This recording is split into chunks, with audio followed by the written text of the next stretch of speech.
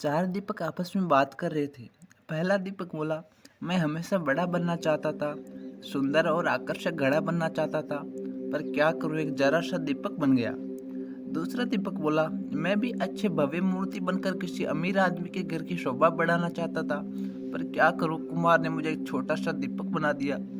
तीसरा दीपक बोला, मुझे बचपन से ही पैसों से बहुत प्यार है, काश मैं गुल्लक बनता तो हमेशा पैसों से भरा रहता, पर मेरी किस्मत में तो दीपक बनना ही लिखा है। चौथा दीपक खामोश रहकर उनकी बातें सुन रहा था।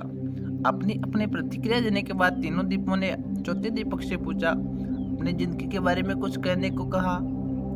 चौथे दीपक ने कहा, भाइयों, कुमार ने जब मुझे बना रहा था तो मैं बहुत खुश था, क्योंकि वह मुझे बनाते वक्त बहुत प्रसन्न था। उसने जब मुझे बनाया तो मैं अपने जीवन के प्रति कृतज्ञ हो गया।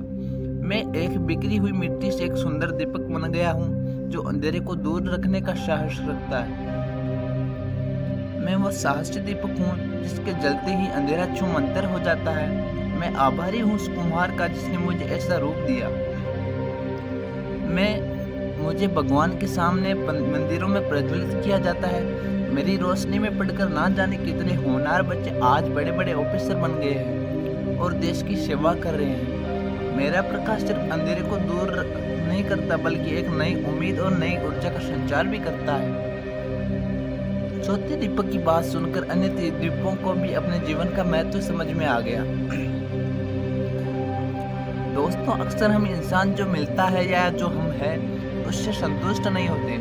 उन तीन दीपकों की तरह अपने कुमार यानी ईश्वर से शिकायत करते रहते हैं। लेकिन अगर हम ध्यान से देखें तो हमारा जीवन अपने आप में बहुत महत्वपूर्ण है और हम जो है उसी रूप में इस जीवन को सार्थक बना सकते हैं। इसलिए चौथे दीपक की तरह हमें भी जो है उसमें संतुष्ट होकर अपना सर्वश्रेष्ठ जीने की प्रयास करना चाहिए।